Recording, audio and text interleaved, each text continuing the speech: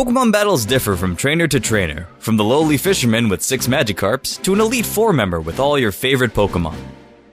Every battle had something unique, whether it be the trainer's personality, the different Pokémon, the stories behind your battles, or even just the fact that you trained so long to be that one tough trainer. Pokémon battles have so many amazing attributes that just need to be discussed. And so today, we will be looking at the top 10 best Pokémon battles in the main games. Number 10. N is a strange yet somewhat compassionate character. Throughout your journey through the Unova region, you bump into this guy quite a bit. He's mysterious and odd, but shows a love of Pokémon. When you reach the final room of the Elite Four, you see that N has already defeated the champion, and they are now resurrecting the ancient castle from below the ground. On your way to save the world, you must journey through the ancient castle, the place where N grew up. You learn a lot about N, his innocence, his love for Pokémon, and how he was manipulated by Gethys for evil. Once you reach the final chamber, you find out that he has befriended the legendary Pokémon Zekrom, or Reshiram depending on your version, and that you will be fighting against that. This sets up for an amazing battle, where not only do you have to face off against the legendary Pokémon to become the champion, but must catch the other before you do just that. This cinematic is done so amazingly that it just pumps you up for the battle, and is also a great character that is simply misled and taken advantage of. He's someone a lot of people can relate to. He also has a nice array of Pokémon that vary from type to type, showing the different Pokémon in the 5th generation. In your final moments with N, you learn that you've been able to reach him. He now understands a different side of Pokémon that you've managed to teach him through your battle. You filled him with the determination to become a better trainer and to learn more about Pokémon.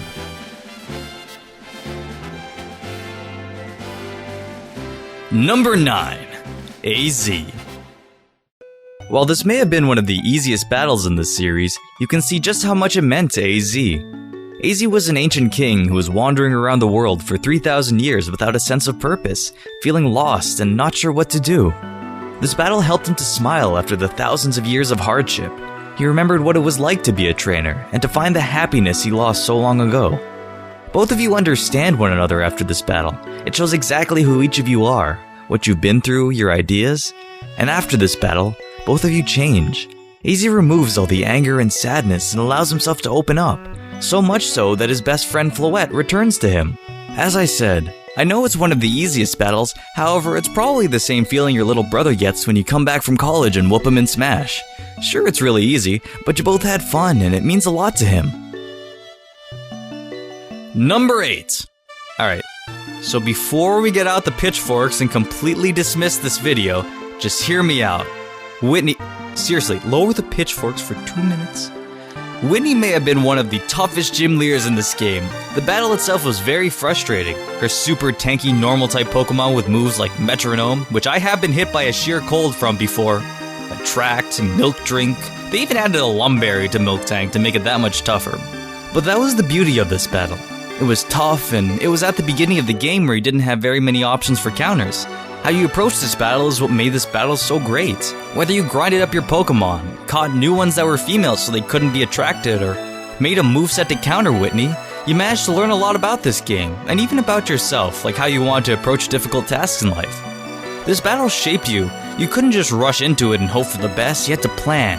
You had to work through trial and error, and once you came up with a good strategy and you got it to work, you felt a real sense of accomplishment. Number 7. Up until the 3rd generation, there was no mention of your father. Sure, you had some fatherly figures like Professor Oak, Professor Elm, or that one part in Pokemon Black where N tries to take you under his wing and drop some fatherly knowledge on you in the Ferris wheel. I'm still not sure what was up with that. In the 3rd generation, however, you were finally given a father, Norman, the 5th gym leader of the Hoenn region. This sets up for an awesome battle. It wasn't just about beating another gym leader and obtaining a badge, it truly meant something more. Your dad was shown as a compassionate trainer and teacher.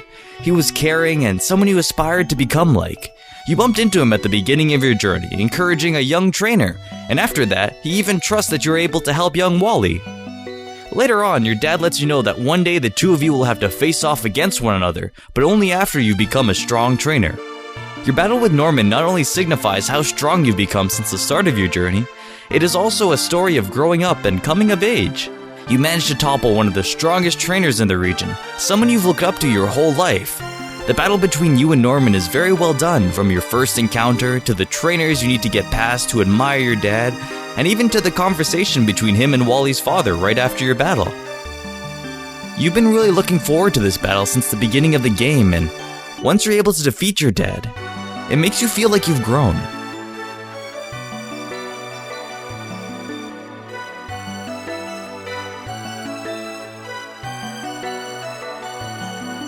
Number 6. Cynthia.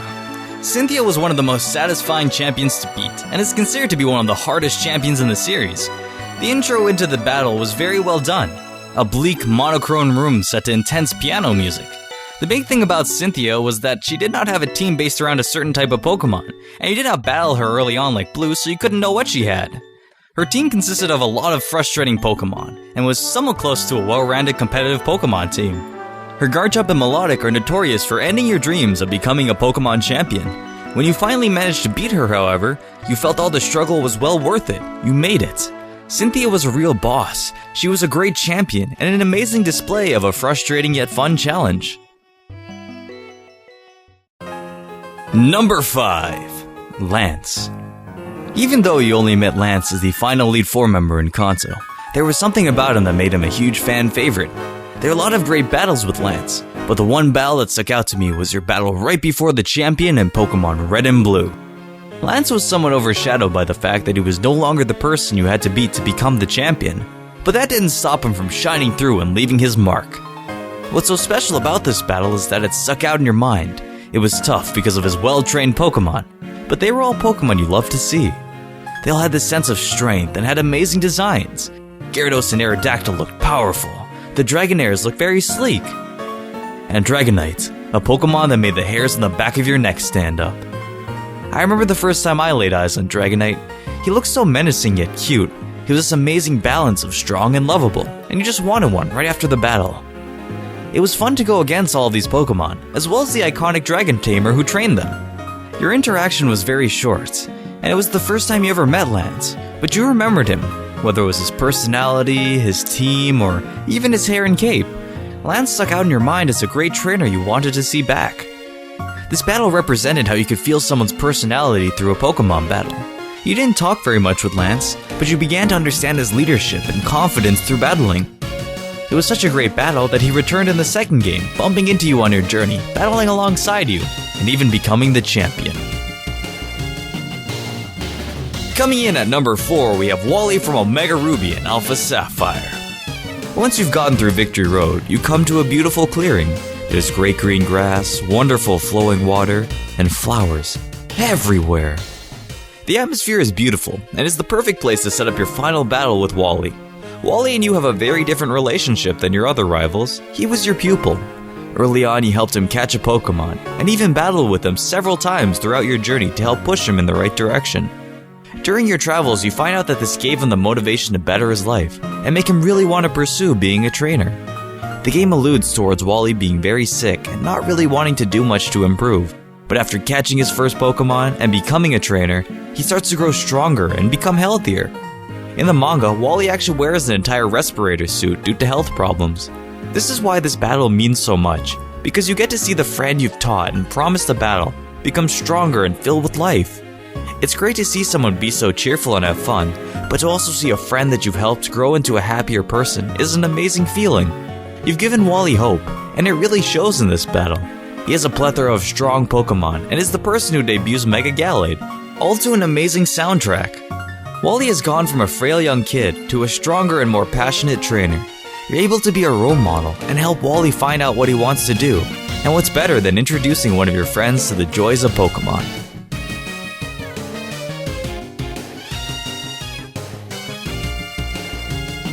Number 3. You may remember this guy from the wanted posters hung around your neighborhood for breaking into the professor's lab. That's right, it's Silver. If there's something about any type of competition that has stuck with me, whether it be in sports or in video games, it's that when two people go against one another, you learn a lot about each other. And that's what happened with Silver. Throughout your journey, he's seen as a rugged punk who is even abusive to his Pokemon. But with every battle, you get to learn something new about him. You soon figure out that all his aggression and anger stems from his want to be the best and prove himself as worth something. The This clouds his judgment. It makes him coarse and unable to see anything besides winning. However, the more you battle him, the more he also learns. And that's what makes your final battle with Silver so amazing. All the time you put into battling against one another has brought you to this moment, right before you're about to challenge the Elite Four for the second time. You see that his Pokemon have become stronger, especially his Golbat that has now evolved into a Crobat. I love how they use this evolution. You see that his Golbat has finally evolved by friendship. And you truly know that Silver has learned how to treat his Pokemon. After the battle, Silver is nice to you and even reminds you to heal up your Pokemon so they don't get hurt, yet he still has the determination to be the best. That is what makes this one of the best battles to me. Not only has he learned from all the previous battles, but that he still has the determination even after all those losses. You finally see Silver grow into an amazing trainer, and this final battle is what proves that. Number 2. This is possibly one of the most debated battles in the game, but let me try and explain why the battle with Red was so special to me. While this may not have been the most challenging battle, it was great just simply for what the battle represents, and how well thought out it was. Red's a character you don't know much about. You don't get to talk to him during your travels like you would getting to know your rivals or other trainers. But you get to learn what he's been through in this battle. Red disappeared long ago after becoming the champion, and no one has heard from him since. You climb to the top of the treacherous Mount Silver, and there you see him, Red, at the lowest point in his life. You get to see the person you once were, now hiding atop this cold mountain, away from other people. Red wanted to be the Pokemon champion, and once he accomplished that, he didn't know what to do with himself. This was a person who reached his goal, but wasn't sure where to go after that. After he defeated Blue, he kept trying to be stronger and stronger to find some meaning. Pokemon battling was all Red knew. But one day the right person came along and challenged him. That was you. You got to see his super level Pokemon, once higher level than any other trainer in the main story, ones that came along with you during your first journey. And you helped him to remember his love for battling and why he did this. A lot of people, once they reach the peak of where they want to be, end up being lost without the journey and not knowing what to do. That was Red. He just wasn't sure what to do after being the best, but you came along and helped to remind him. It was a great surprise to see Red randomly at the top of this mountain. It was a beautiful way to end the story. It was even amazing to see Red appear at the Pokemon World Tournament and return to the world again. The battle at Mount Silver brought him back to life and showed him what it meant to be a true trainer. It helped to give him a reason to come back and continue his life. This is what this battle meant to me, and I really liked it because you were able to make your own tale as to why he was here and compare Red's journey to your own. The symbolism of the mountain, the cold, harsh atmosphere, the surprise from a character you did not expect to see, the fact that Red does not even say a word, letting you fill in the blanks to his story. All of these aspects brought about so many feelings to me as a kid, making this battle stick out in my mind. Number 1. Blue is one of the most iconic rivals in the series, from his snide remarks to make you want to throw him in a lake, to his all-out brawl and roster of Pokemon.